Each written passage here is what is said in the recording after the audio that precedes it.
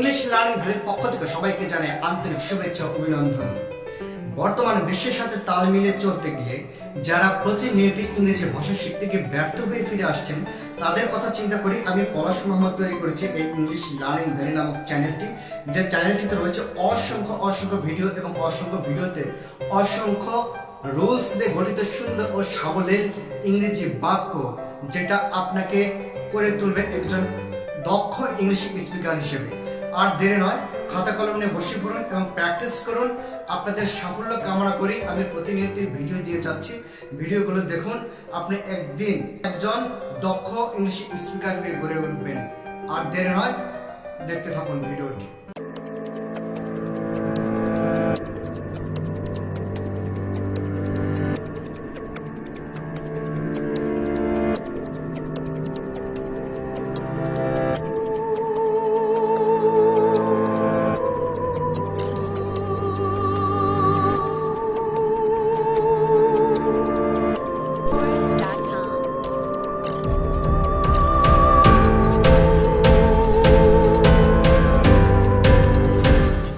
আমি আজকে হাজির হয়েছি একটি ভিন্ন রকমের একটা এপিসোড নিয়ে। আজকে আলোচনা করব গেট নিয়ে। গেট আমরা কতভাবে ব্যবহার করতে পারি সে আজকে আলোচনা করব। তাহলে কথা না বাড়িয়ে সরাসরি চলে যাই আজকে আমরা মূল পর্বে। বোর্ডে আজকে লিখেছি দেখো যে গেট শব্দ মানে হচ্ছে অনেক রকমের হতে পারে। গেট মানে পাওয়া, গেট মানে বুঝতে পারা, গেট মানে হওয়া, গেট মানে তোমার কী বলে পৌঁছানো, গেট মানে ক্রয় করা, গেট মানে আনা, গেট মানে উপার্জন করা। কতভাবে ব্যবহার করতে পারি আমরা গেট। আমি এখানে লিখেছি 12ভাবে গেটটাকে ইউজ করতে পারি। দেখো এটা একটা সূর্যের মতো হয়েছে, সূর্যের মতো হইলেও এখানে 12টাই আছে। দেখো তাহলে আমরা গেটটাকে 12ভাবে আমি ইউজ করতে পারি। নাম্বার 1 দেখো, নাম্বার 1 হচ্ছে কথা না বাড়ি আমরা সরাসরি আলোচনা করি যে নাম্বার 1 টু অবটেইন অথবা রিসিভ মানে পাওয়া, অবটেইন মানেও পাওয়া। তাহলে আমরা গেটটাকে কখন আমরা অবটেইন বা রিসিভ হিসেবে ব্যবহার করব এগুলো আলোচনা করার আগে আমরা প্রথমে দেখে নিই। দেখো যেখানে get as past participle, get কথাটা যখন পাস্ট পার্টিসিপল হয় তখন গট অথবা গটেন হিসেবে ব্যবহার হয়, এবং get as present participle, get যখন প্রেজেন্ট পার্টিসিপল হিসেবে ব্যবহার করা হয় তখন আইএনজি যোগ করে গেটিং করা হয়। এই আইএনজি যুক্ত ভার্বগুলোকেই আমরা প্রেজেন্ট পার্টিসিপল বলে থাকি। তাহলে আমরা আবারও দেখে নিই যে টু অবটেইন অথবা রিসিভ মানে হচ্ছে পাওয়া। যেমন I received or goat a letter today. আমি এখানে টুডে না দিয়ে আমরা এখানে ইয়েস্টারডে দিই, কেন? যেহেতু পাস্ট টেন্সে আছে, পেয়েছি। দেখো এখানে তাহলে আমি কি লিখি?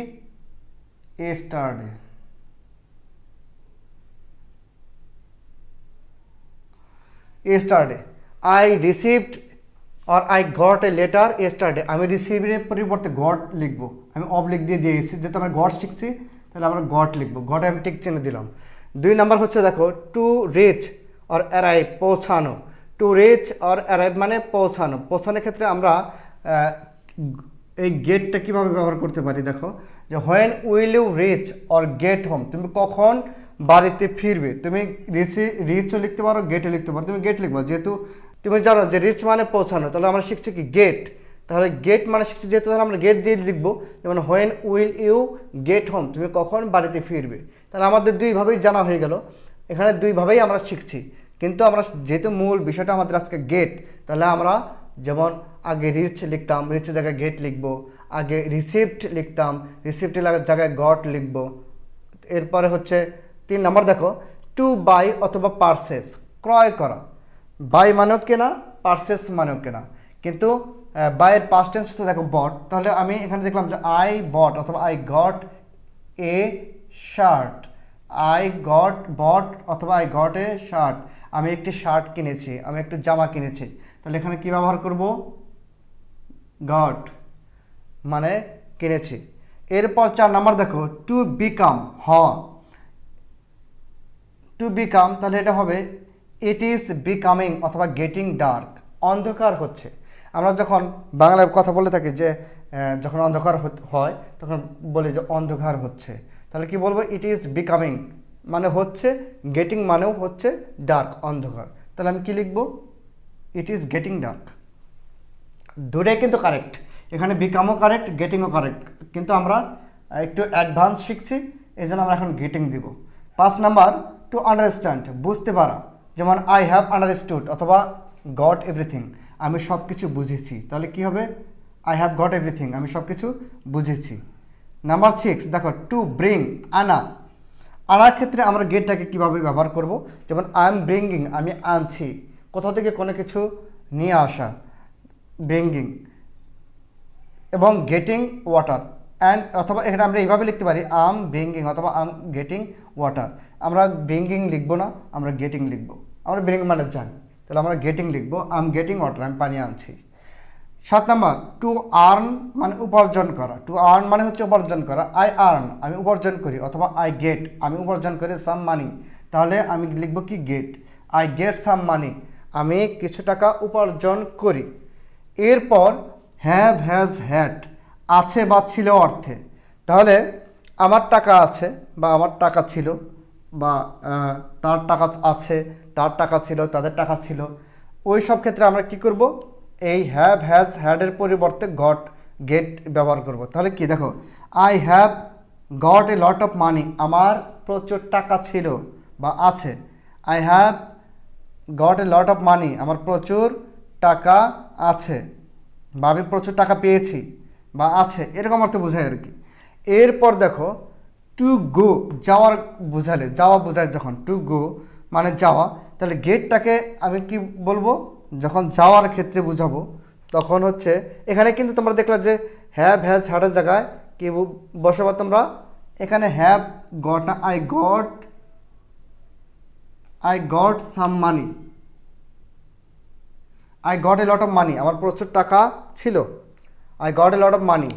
আর যদি বলে I get a lot of money আমার প্রচুর টাকা আছে। ঠিক আছে, ওকে। এখন আবার এটা একটু আলোচনা করে নিলাম, একটু ত্রুটি ছিল একটু ঠিক করে নিলাম। যাক আমরা আবার এখানে আসি যে গেট আউট ফ্রম হিম, এটা হোম হবে আর কি, get out from home, get out from home বাড়ি থেকে বের হয়ে যাও, গেট আউট ফ্রম হোম বাড়ি থেকে বের হয়ে যাও। ওকে, এখন আমরা আলোচনা করবো 9 নিয়ে। 9 বলা হচ্ছে টু গো যাওয়া, টু গো মানে হচ্ছে যাওয়া, তাহলে গেট আউট ফ্রম হোম মানে হচ্ছে বাড়ি থেকে বের হয়ে যাও। এখানে গেট আউট আমরা টু গোর জায়গায় কী বসিয়েছি? Get out. এরপর হচ্ছে যে হাউ ডু ইউ গেট দেয়ার, এটা মানে হচ্ছে যে তুমি সেখানে কিভাবে যাও, হাউ ডু ইউ গেট দেয়ার তুমি সেখানে কিভাবে যাও। ঠিক আছে, তাহলে কি ব্যবহার করলাম আমরা? গেট, গো ব্যবহার করে নিই, হাউ ডু ইউ গো দেয়ার তুমি সেখানে কিভাবে যাও। আমি ব্যবহার করলাম কি? হাউ ডু ইউ গেট দেয়ার তুমি সেখানে কিভাবে যাও। ওকে, এরপর আসো 10 নম্বরে। 10 নম্বর হচ্ছে টু টেক লওয়া, যেমন I got loan from bank আমি ব্যাঙ্ক থেকে টাকা নিয়েছি বা লোন নিয়েছি, ঋণ নিয়েছি। লোন মানে হচ্ছে ঋণ, তাহলে কি হলো? I got loan from bank আমি ব্যাঙ্ক থেকে ঋণ নিয়েছি। এরপর দেখো নাম্বার 11-এ আছে টু বি হওয়া, কোনো কিছু হওয়া, যেমন হি ইজ গেটিং নার্ভাস সে কি হচ্ছে? নার্ভাস হচ্ছে, ঘাবড়িয়ে যাচ্ছে। ঠিক আছে, হি ইজ গেটিং নার্ভাস। ওকে, আমরা নাম্বার 12 আলোচনা করবো সাফারিং ফ্রম এনি ডিজিজ, তার মানে কোনো রোগে ভোগার ক্ষেত্রে আমরা ইংরেজি লিখতে পারি কি? যে আই অ্যাম সাফারিংও দিতে পারি, গেটিংও দিতে পারি। তাহলে সরাসরি গেটিং লিখি, I am getting for fever আমি জ্বরে ভুগছি, I am getting for fever আমি জ্বরে ভুগছি। তাহলে আমরা গেট দিয়ে মোট 12ভাবে আমি গেটের অর্থ পাই বা 12ভাবে ব্যবহার করতে পারি। আমরা শিখলাম আজকে যে গেটটা আমরা কতভাবে ব্যবহার করতে পারি।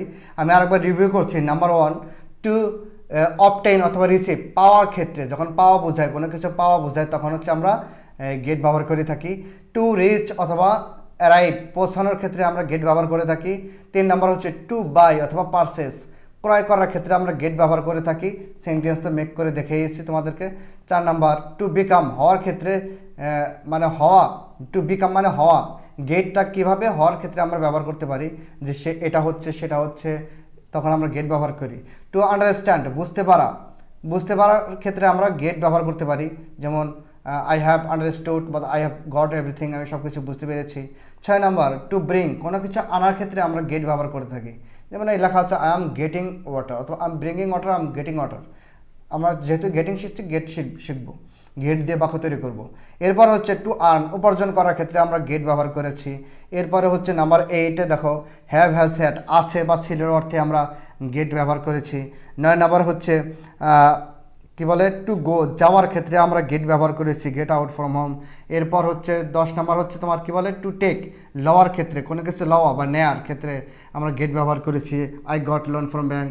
এরপর হচ্ছে টু বি, হওয়ার ক্ষেত্রে এখানে টু বিকামও এক জিনিস, আবার কি বলে টু বিকাম কিন্তু হওয়া এক বিষয়, মানে কোনো কিছু হওয়া বলতে এটাও যেরকম এই টু বি হওয়া, হওয়া বলতে কোনো মানুষ কোনো কিছু হচ্ছে, যেমন সে একজন ডাক্তার হচ্ছে, সে কি হচ্ছে নার্ভাস হচ্ছে, সে ঘাবড়িয়ে যাচ্ছে, বা সে কি বলে টিচার হচ্ছে, সে পাইলট হচ্ছে, এটা ক্ষেত্রে এটা হয়। আর এটাই এই বিকামের অর্থে কোনো কিছু হওয়ার ক্ষেত্রে, যেমন একটা জিনিস থেকে আর একটা জিনিস হয়, সেটার ক্ষেত্রে এই বিকাম ব্যবহার হয়। 12 নম্বর হচ্ছে সাফারিং ফ্রম এনি ডিজিজ, কোনো রোগে ভোগার ক্ষেত্রে আমরা গেট ব্যবহার করে থাকি, যেমন I am getting for fever, I am getting for fever, আমি জ্বরে ভুগছি। তাহলে আমরা শিখলাম আজকে কীভাবে গেট কতভাবে আমরা ব্যবহার করতে পারি। গেট শিখলাম, তোমরা খাতায় লিখে লিখে প্র্যাকটিস করবে। আজকের এই ক্লাসটা এই পর্যন্তই ছিল, আজকের টিউটোরিয়ালটা এই পর্যন্তই ছিল। আশা করি তোমরা বুঝতে পেরেছো। আর এখনও যারা আমার চ্যানেলটি সাবস্ক্রাইব করোনি, চ্যানেলটি সাবস্ক্রাইব করে বেল আইকনে প্রেস করে পাশেই থাকো, এবং অবশ্যই কমেন্টস করতে ভুলবে না, এবং লাইক এবং শেয়ার করবে, যাতে তোমার বন্ধুবান্ধব এবং যারা ইংরেজি শিখতে চায় তারা তোমার মাধ্যমেও উপকৃত হতে পারে। তাহলে তোমাদের সুস্বাস্থ্য কামনা করে আজকে এখানে শেষ করছি। দেখা হবে ইনশাআল্লাহ নেক্সট এপিসোডে। ততদিন তোমরা ভালো থেকো, সুস্থ থাকো। আল্লাহ হাফিজ।